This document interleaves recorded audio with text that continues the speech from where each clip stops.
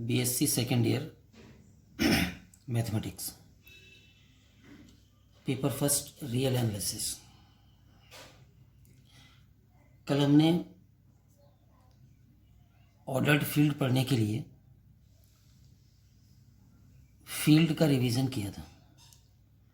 हमने समझा था कि फील्ड क्या होता है और फील्ड में क्या क्या प्रॉपर्टीज़ होती हैं। एक एरिक समुच्चय एफ और दो द्विचर संक्रियाओं का निकाय फील्ड होता है जिसमें 11 प्रॉपर्टीज़ होती हैं। अब हम क्रमित क्षेत्र की ओर आगे बढ़े। क्रमित क्षेत्र या ऑर्डर्ड फील्ड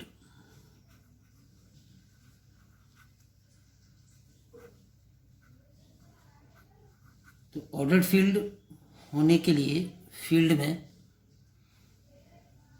एक संबंध बढ़ाया जाता है। संबंध या रिलेशन पिछली क्लासों में हमने पढ़े हैं। जल्दी से मैं संबंध के बारे में थोड़ा सा बता दूं। अगर ए कोई एरिक समुच्चय है तो ए क्रॉस ए का कोई भी सबसेट आर एक संबंध कहलाता है। ये ए से ए में संबंध होगा।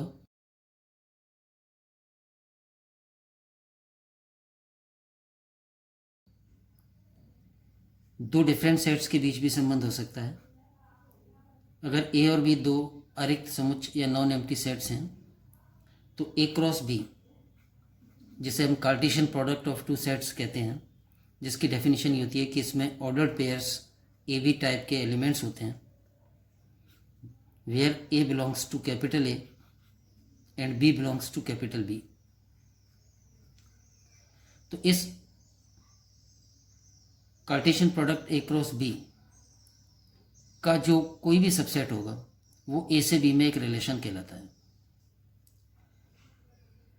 तो रिलेशन, एक एग्जांपल लें छोटा सा। जैसे समुच्चय ए में 3 एलिमेंट्स 1 2 3 हैं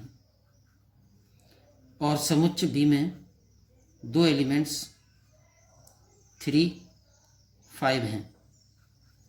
तो सेट ए क्रॉस बी यानी Cartesian product of these two sets, उसमें ए के हर अवयव के साथ बी का हर अवयव लेते हुए बनने वाले 6 ऑर्डर्ड पेयर्स या क्रमित युग्म होंगे। वो ये बनेंगे ऑर्डर्ड पेयर 1 3 1 5 2 3 2 5 3 3 3 5। ये तो सेट ए क्रॉस बी हो गया। और ए क्रॉस बी का कोई भी सबसेट ए से बी में रिलेशन कहलाएगा। जैसे एक सबसेट हम आर ले लें ए क्रॉस बी का और उसमें 1 3 रखें, 1 5 रखें और 3 3 रखें, तो ये एक सबसेट है। तो हम कहेंगे कि आर ए से बी में एक रिलेशन है।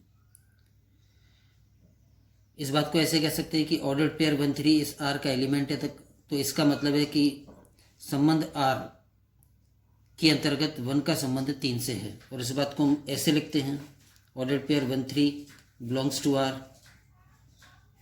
या ऐसे लिखते हैं कि 1 R 3, 1 रिलेटेड टू 3। इस तरह से संबंध होता है। बहुत डिटेल में संबंध के हम नहीं जा रहे हैं क्योंकि आपको पहले पढ़ा हुआ है। अब संबंध के हमने प्रकार भी पढ़े हैं। रिफ्लेक्सिव या सहतुल्य संबंध, सिमेट्रिक या सममित संबंध, ट्रांजिटिव या संक्रामक संबंध, एक तुल्यता संबंध होता है जिसमें तीनों प्रॉपर्टीज़ होती हैं, जिसको कि हम इक्विवेलेंस रिलेशन कहते हैं। तो ये संबंध का एक इंट्रोडक्शन मैंने यहाँ पर दिया है। संबंध का इंट्रोडक्शन इसलिए दिया है क्योंकि फील्ड और संबंध की कॉम्बिनेशन से क्रमित क्षेत्र बनेगा। अब हम आते हैं इस पर कि एक फील्ड एफ पर एक संबंध, जिसको यहां सिंबल हम दे रहे हैं लेस, ऐसा परिभाषित हो कि फील्ड में ये चार गुणधर्म आ जाएं। संबंध लेस सिंबल दिया है, फील्ड एफ पर परिभाषित है, यानी एफ से एफ में परिभाषित है, और इस संबंध में अगर ये चार प्रॉपर्टीज हों, पहली प्रॉपर्टी जिसको कि हम ओवन नाम देंगे, त्रिविभागीय नियम कहलाता है। इस प्रॉपर्टी के अंतर्गत यह है कि कोई भी तीन एलिमेंट एफ के हों, बल्कि कोई भी दो एलिमेंट्स एफ के हों, ए और बी, तो उसमें निम्न तीन बातों में से एक और केवल एक ही सही होनी चाहिए। A is less than B, A is equal to B, और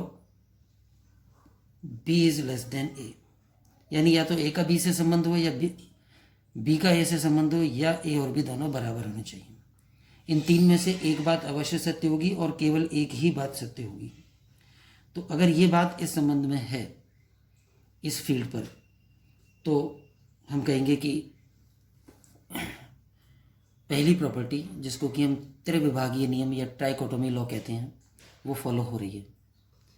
सेकंड प्रॉपर्टी, जिसे हम संक्रामक नियम कहेंगे, उसका मतलब है कि कोई भी तीन एलिमेंट्स एफ के ऐसे हों कि A is less than B है and B is less than C है, यानी ए का बी से संबंध है और बी का सी से संबंध है, तब आवश्यक रूप से ए का सी से संबंध होना चाहिए। यानी if A is related to B and B is related to C, then A must be related to C. यहाँ पर ये हम इसको रिलेशन बोल रहे हैं, और वैसे इसको हम लेस भी बोल सकते हैं। तो ये वाला गुणधर्म, जिसको कि हम O2 नाम देंगे, संक्रामक नियम या ट्रांजिटिव लॉ, तो ये भी फॉलो होना चाहिए। थर्ड प्रॉपर्टी O3, जिसे हम कहेंगे योज्य एकदिष्ट नियम या गुणन additive monotone law for addition. इस नियम में के अंतर्गत यह है कि कोई भी तीन elements A B C F के लिए जाएं, अगर इनमें A is less than B सही है, तब A plus C is less than B plus C भी सही होना चाहिए। यानी अगर ए का बी से संबंध है तो ए प्लस सी का बी प्लस सी से संबंध होगा। अगर ये बात सही है तो हम कहेंगे कि मोनोटोन लॉ फॉर एडिशन या योज्य एकदिष्ट नियम का पालन हो रहा है। और चौथा जो रिलेशन है O4, इसमें गुणन एकदिष्ट नियम या मोनोटोन लॉ फॉर मल्टीप्लिकेशन कहते हैं इसे। इसके अंतर्गत यह है कि कोई भी तीन elements A B C F के हैं और इनमें ये बात सत्य है कि A is less than B and 0 is less than C, यानी ए का बी से संबंध है और 0 का सी से संबंध है, तब A C is less than B C भी होना चाहिए। यहाँ पर ए सी का मतलब है ए इंटू सी, यानी कि ए और सी के बीच में जो कंपोजिशन है वो फील्ड एफ की सेकंड कंपोजिशन है। अब अगर हम इसको संबंध ना कह के लेस ही बोलें तो रिलेशन ये हो जाएगा, ये गुणधर्म होगा कि अगर ए बी से छोटा है और सी 0 से बड़ा है, बाद में हम कहेंगे कि जो 0 से बड़ा होता है उसे पॉजिटिव कहते हैं, तो अगर उस शब्दावली का अभी यूज़ कर लें तो सी पॉजिटिव हो और ए बी से छोटा हो तो ए सी बी सी से छोटा होगा।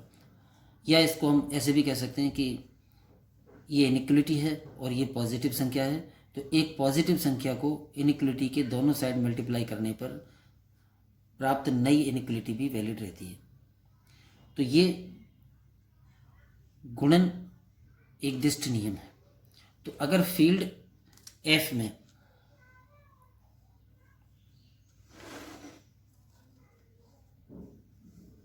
एक संबंध इस प्रकार का परिभाषित किया जाए, जिसको आर कहें या लेस सिंबल दें, कि उस संबंध में ये चार प्रॉपर्टीज लागू हों,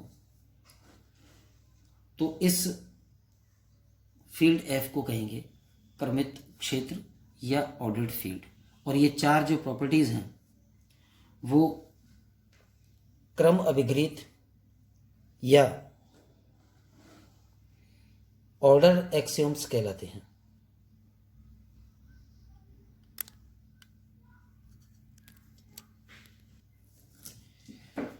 तो इस प्रकार से क्रमित क्षेत्र की एक सिस्टमेटिक डेफिनेशन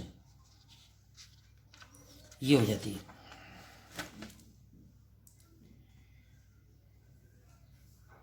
किसी क्षेत्र F में एक संबंध लेस या ग्रेटर देन इस प्रकार परिभाषित हो कि निम्न चार क्रम अभिग्रहितों का पालन हो।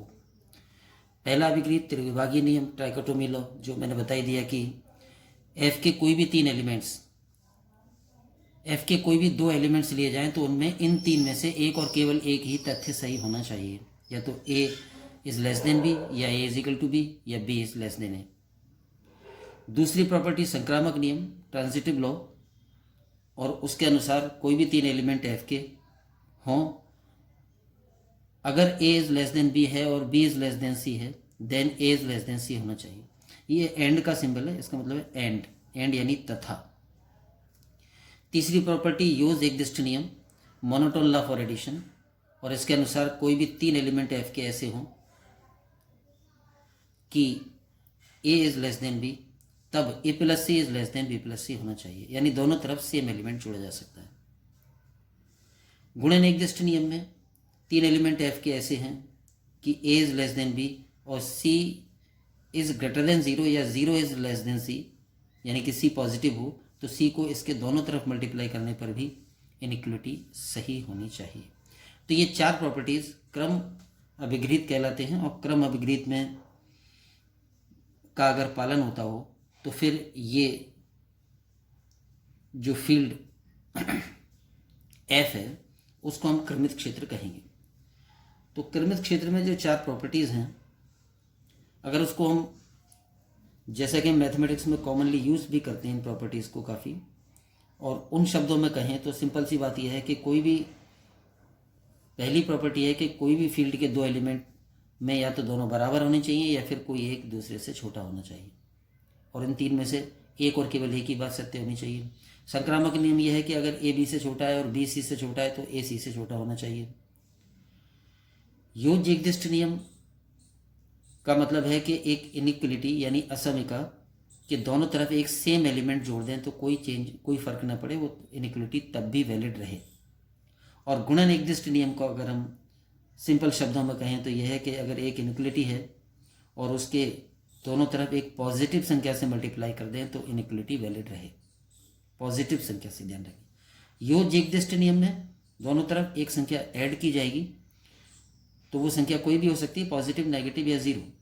लेकिन गुणन एकदिष्ट नियम में जिस संख्या से दोनों तरफ मल्टीप्लाई करेंगे वो पॉजिटिव होगी, तो पॉजिटिव होगी तभी इनइक्वलिटी के साइन में कोई चेंज नहीं आएगा। इन रूप में भी हम चार नियमों को समझ सकते हैं। तो ये चार क्रम अभिग्रहित या ऑर्डर एक्सियम्स कहलाते हैं, और अगर किसी फील्ड में इनका पालन होता है तो फील्ड ऑर्डर्ड फील्ड या क्रमित क्षेत्र कहलाता है।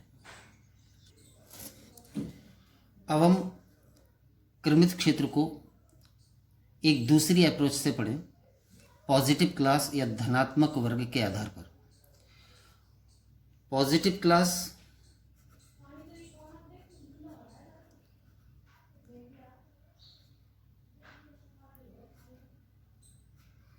क्या होती है? F कोई फील्ड है,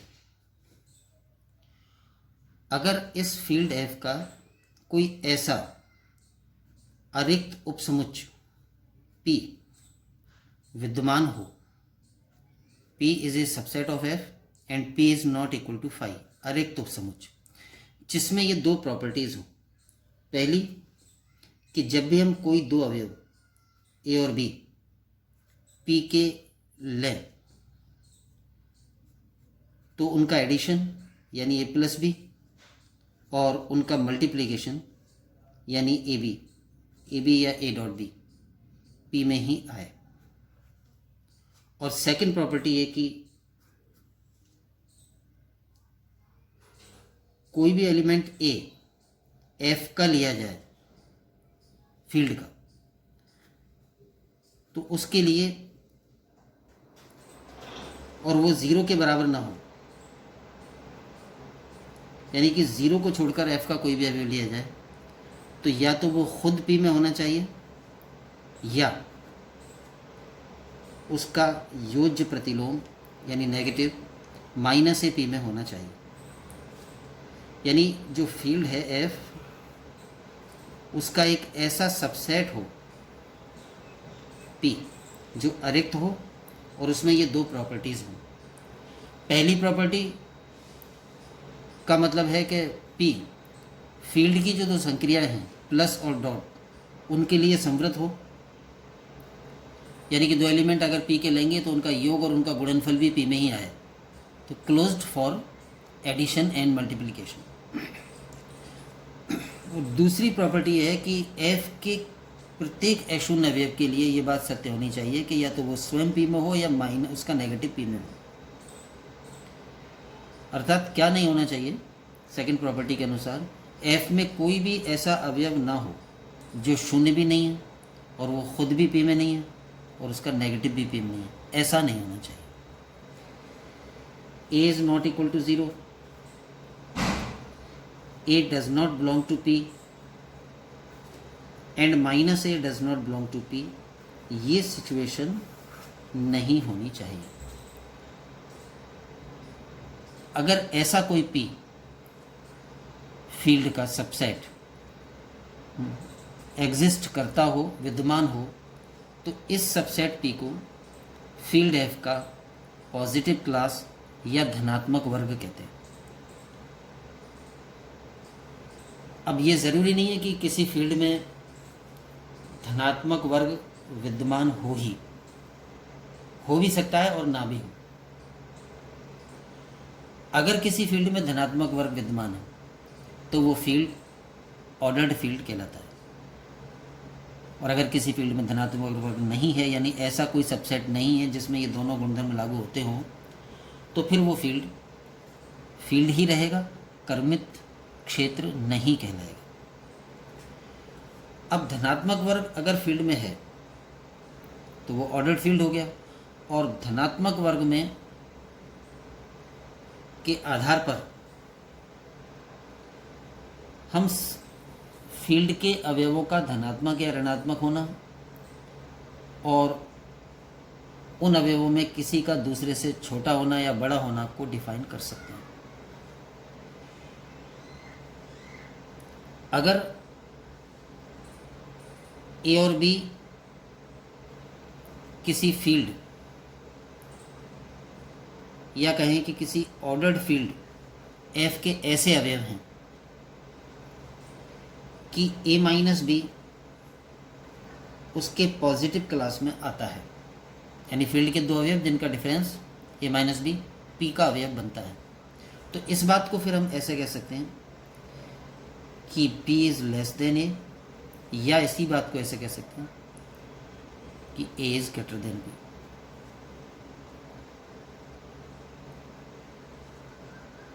इससे पहले अगर कोई P का एलिमेंट है तो उसे हम फील्ड F का धनात्मक अवयव कहते हैं और उसको A इज़ ग्रेटर देन 0 लिखते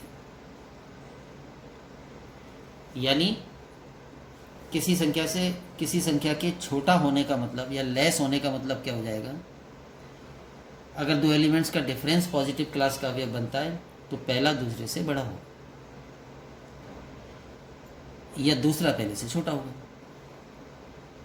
तो छोटा या बड़ा होने का कंसेप्ट पॉजिटिव क्लास से आता है। इससे पहले फील्ड में लेस या ग्रेटर देन होने का कोई कंसेप्ट नहीं था। फील्ड से ऑर्डर्ड फील्ड की तरफ जाने का मतलब ही यही है कि इसमें हम लेस या ग्रेटर देन होने का कंसेप्ट शामिल करें। तो जहाँ पर ऑर्डर रिलेशन होता है, यानी कि लेस या ग्रेटर देन होने का कंसेप्ट होता है, उस फील्ड को हम क्रमित क्षेत्र कहते हैं। और जहाँ ये कंसेप्ट नहीं बन पाता, यानी ऐसा कोई रिलेशन नहीं बन पाता जिसको कि हम लेस या ग्रेटर देन कह सकें, तो वो ऑर्डर्ड फील्ड नहीं होता है। तो ये दोनों तरीके से पॉजिटिव क्लास के आधार पर और ऑर्डर्ड एक्सियोम्स के आधार पर क्रमित क्षेत्र की परिभाषा हो जाती है। क्रमित क्षेत्र की परिभाषा को हम सिस्टेमेटिक ढंग से लिखें तो ये इस तरह से बनेगी।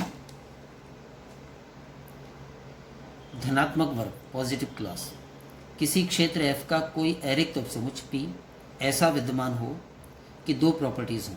पहला, a और b p के कोई भी दो अवयव लेने पर उनका योग और उनका गुणनफल भी p में आए। और दूसरा, अगर a f का कोई भी अवयव है जो कि अशून्य है, यानी non zero element of f, तो उसके लिए इन दोनों में से कोई एक बात अवश्य सत्य होगी। या तो a खुद ही p का अवयव होगा या माइनस a p का अवयव होगा। ये या का सिंबल है, या यानी और। तो अगर ये दो प्रॉपर्टीज़ p में हैं और p अरिक्त है और f का सबसेट है, तो p f का धनात्मक वर्ग कहलाता है। और धनात्मक वर्ग के आधार पर क्रमित क्षेत्र की परिभाषा यह है कि अगर किसी क्षेत्र में धनात्मक वर्ग विद्यमान हो तो वो क्षेत्र क्रमित क्षेत्र कहलाता है। वो बात जो कि मैंने अभी पहले भी बोली, दोबारा बोल देते हैं कि पॉजिटिव या नेगेटिव या लेस या ग्रेटर देन होने का कंसेप्ट क्या है। तो वो यह है कि अगर कोई भी दो एलिमेंट f के ऐसे हैं कि a माइनस बी पी का एलिमेंट बनता है, तो हम कहेंगे कि a b से बड़ा है या b a से छोटा है। इसी तरह से यदि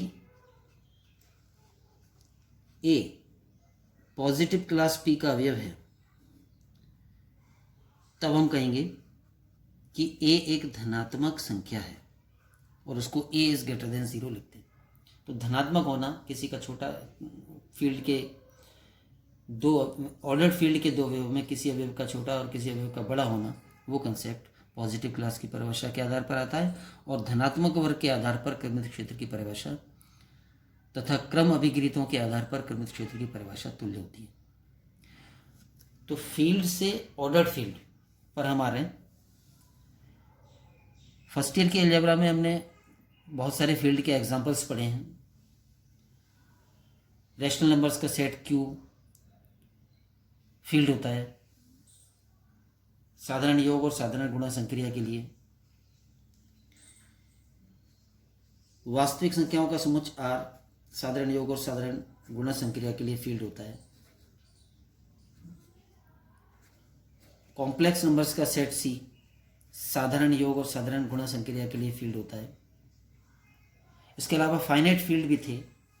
हमने एग्जांपल पढ़ा था कि सेट Z5 +5 और क्रॉस 5 संक्रियाओं के लिए फील्ड होता है, जहां Z5 में जो एलिमेंट्स होते हैं वो हैं 0, 1, 2, 3 एंड 4।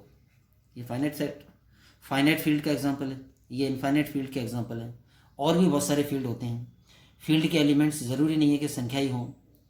फील्ड के एलिमेंट्स मैट्रिक्स भी होते हैं, फील्ड के एलिमेंट्स फंक्शंस भी होते हैं। तो बहुत सारे फील्ड हमने फर्स्ट ईयर में पढ़े। उन सब फील्ड्स में से ऑर्डर्ड फील्ड कितने होते हैं या कौन से होते हैं? तो ये दो, Q प्लस डॉट और R प्लस डॉट, ये ऑर्डर्ड फील्ड होते हैं। C plus dot ordered field नहीं होता है, क्योंकि इसमें ऑर्डर रिलेशन नहीं बनता है। C के कोई दो एलिमेंट्स में अगर हम ले लें और वो डिफरेंट हों, तो ये कोई किसी से उसमें छोटा नहीं होता, ऐसा कोई संबंध बनता नहीं है। तो C प्लस डॉट में क्रम अभिगृहीत संतुष्ट नहीं होंगे, या अगर धनात्मक वर्ग के आधार पर कहें तो इसमें कोई पॉजिटिव क्लास नहीं होती है, तो ये ऑर्डर्ड फील्ड नहीं होता है। ये दोनों ऑर्डर्ड फील्ड होते हैं। तो ऑर्डर्ड फील्ड के ये दो एग्जांपल हैं। हम आगे एक थ्योरम में प्रूव करेंगे कि जो ऑर्डर्ड फील्ड होता है वो ऑलवेज इनफाइनाइट फील्ड होता है। इसलिए ऑर्डर्ड फील्ड जो है ये नहीं होगा, या कोई भी फाइनाइट फील्ड ऑर्डर्ड फील्ड नहीं होगा। तो फिलहाल आप ये दो एग्जांपल ध्यान रखें। ऑर्डर्ड फील्ड या क्रमित क्षेत्र Q प्लस डॉट होता है और R प्लस डॉट होता है। तो ये ऑर्डर्ड फील्ड की डेफिनेशन है दोनों तरीके से। इसके बाद हम नेक्स्ट वीडियो में ऑर्डर्ड फील्ड की प्रॉपर्टीज़ पढ़ेंगे। अगर कोई ऑर्डर्ड फील्ड है तो उसमें ये 4 प्रॉपर्टीज़ तो होंगी ही, या पॉजिटिव क्लास के आधार पर कहें तो उसमें कोई पॉजिटिव क्लास विद्यमान होगी, लेकिन इनके अलावा उसमें और क्या प्रॉपर्टीज़ ऑर्डर्ड फील्ड में होती हैं वो हम अगले वीडियो में ऑर्डर्ड फील्ड की थ्योरम्स के रूप में पढ़ेंगे। आज के लिए इतना ही। Thank you.